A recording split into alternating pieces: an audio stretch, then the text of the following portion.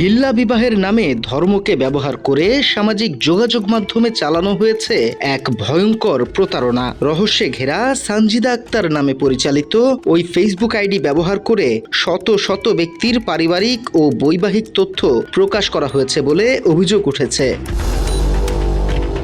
Halala centre Bangladesh নামের ওই ID থেকে বিয়ে করতে চাইলে পরিচয় গোপন করে বিয়ের ব্যবস্থা করার আশ্বাস দেয়া হয়।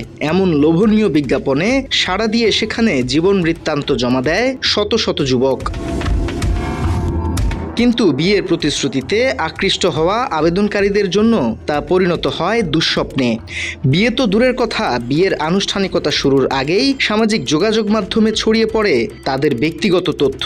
বিষয়টি নিয়ে উদ্বেগ প্রকাশ করেছে বিভিন্ন মহল। মাত্র 30% টাকায় জমির মালিক হয়ে নতুন বাংলাদেশের গড়ে তোলার স্বপ্ন দেখা বাংলা বসতি। সামাজিক যোগাযোগ মাধ্যমে প্রচারিত ওই বিজ্ঞাপনে বলা হয় 3 মাসের জন্য হিল্লা বিয়েতে বসানো হবে এবং উভয় পক্ষের পরিচয় ও তথ্য গোপন রাখা হবে। পাশাপাশি কারো ব্যক্তিগত তথ্য কোথাও প্রকাশ করা হবে না বলেও প্রতিশ্রুতি দেওয়া হয়।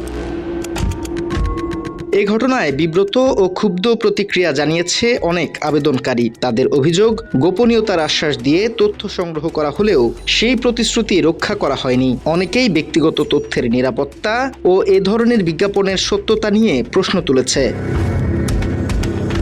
ইসলামী শরীয়তে 3 তালাকের পর স্বামী স্ত্রীর পুনরায় একত্রিত হওয়ার ক্ষেত্রে নির্দিষ্ট বিধান রয়েছে, তবে কেবলমাত্র পূর্বের স্বামীর কাছে ফিরে যাওয়ার উদ্দেশ্যে পরিকল্পিত বা চুক্তিভিত্তিক বিয়ে, যা সাধারণভাবে হালালা নামে পরিচিত।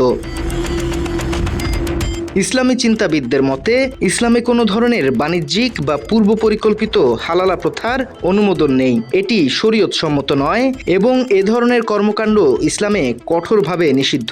তাছাড়াও আল্লাহ রাসূল সাল্লাল্লাহু আলাইহি ওয়াসাল্লাম বলেছেন যে লানাল্লাহুল মুহাল্লিলা লাহু, অর্থাৎ যে নাকি হালালকারী অথবা কেউ যদি হালাল করতে চায় চুক্তির মাধ্যমে, এর উপর আল্লাহ রাসূল অভিসম্পাত করেছেন, লানত করেছেন।